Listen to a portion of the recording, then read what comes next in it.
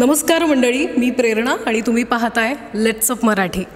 प्रत्येक कलाकाराची एक वेगळी बाजू असते आणि असाच एक कलाकार आणि त्याची टीम माझ्यासोबत आहे. आणि हा कलाकार आहे अभिनेता आशिष जोशी. आणि आशिषने म्हणजे विविध मालिकांमध्ये काम केलेलं आहे. त्याचं काम तुम्ही पाहिलेलं आहे. अर्थात अनेकांना माहिती आहे की तो किती उत्तम गातो. गाण्याविषयीची त्याची जी संगीताची आवड आहे तीही आपल्याला माहिती आहे. सो त्याच निमित्तानं आपण आशिषकडनं जाणून घेऊयात की काय आहे हे नेमकं. कसं आहेस तू?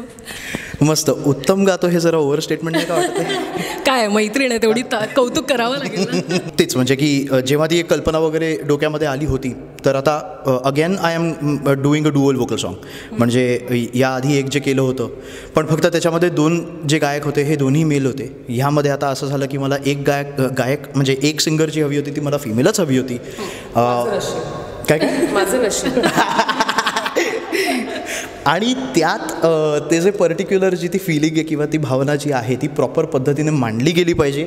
ह्यासाठी मेजरली इम्पॉर्टंट होतं की ते नाव हे मुग्धा कराडे असलं पाहिजे. सो त्या आणि द बेस्ट पार्ट इज की साधारणपणे जेव्हा ती कल्पना किंवा ह्या सगळ्या गोष्टी जेव्हा ऐकवल्या तेव्हा एका पायावरती तयार झाली होती ती. So that was tremendous. Thank you. पण आशिषने तुला कसं कन्व्हिन्स केला? या गाण्याचा विषय आवडला? काय काय होतं ते? मला वाटत नाही आशिषला आमच्या टीममधल्या कोणालाच कन्व्हिन्स करायची गरज पडली असेल.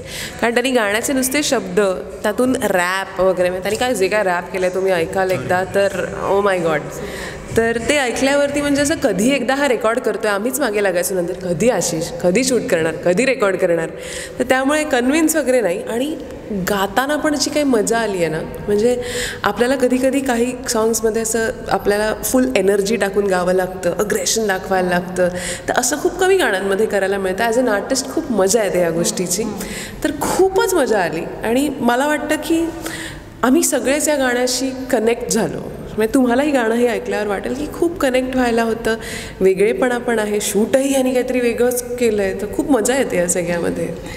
गाणं सुचण्यामागे एक गोष्ट होती आणि ती गोष्ट मला जिने सांगितली ती यशश्री.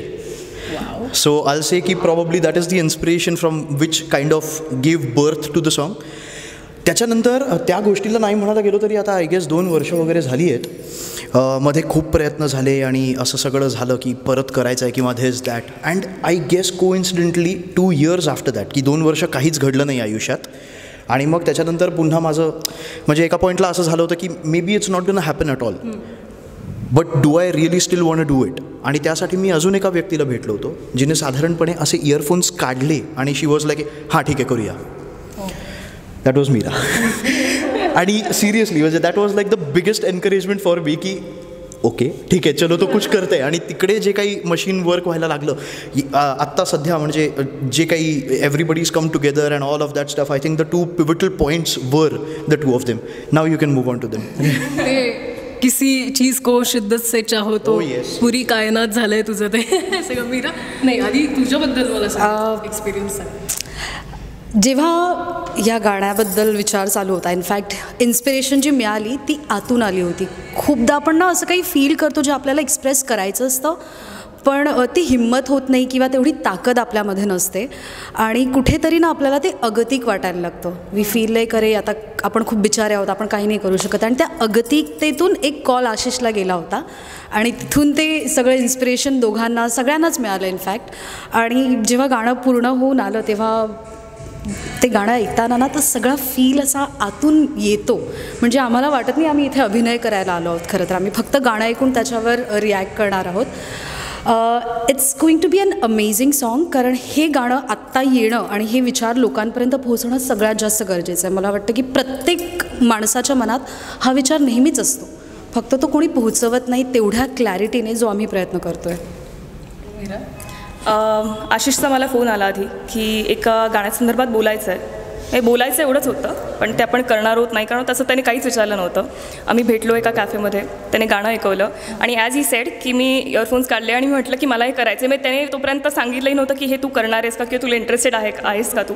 पण मी माझं सांगून टाकलं की मला हे करायचं आहे. गाण्याचा जो आशय आहे तशा काही गोष्टी माझ्याबरोबर पर्सनली घडलेल्या आहेत त्या. आणि म्हणूनच मला असं वाटलं की दिस इज द चान्स की जे फील केलं आहे तर ते आपण लोकांपर्यंत पोहोचू शकतो या गाण्यामार्फत. आणि थँक्यू आशिष मला ही संधी दिल्याबद्दल. आकांक्षा गाडे, आशिष गाडे, सुमेध गायकवाड, ईश्वरी, निखिल आहे आपल्याबरोबर, अभिषेक पाटणकर आणि सर्वात महत्त्वाचं म्हणजे ते आत्ता इथे नाही आहेत, अजून आले नाही आहेत, पण संध्याकाळच्या वेळेला वगैरे जुई, रुपल, हेमांगीताई, पौर्णिमाताई, प्रतिमाताई हे पण येणार आहेत. सो ट्रिमेंडसली ओव्हरवेल्म्ड राईट नाव, की साधारणपणे म्हणजे आपण काहीतरी करायचा प्रयत्न करतो आहे आणि त्याच्यासाठी अक्षरशः 14 व्यक्तींचा सपोर्ट मिळतो आहे. That is a huge thing. म्हणजे I really cannot say how big. तुम्हा सगळ्यांना यासाठी शुभेच्छा. Thank you so much. थँक्यू.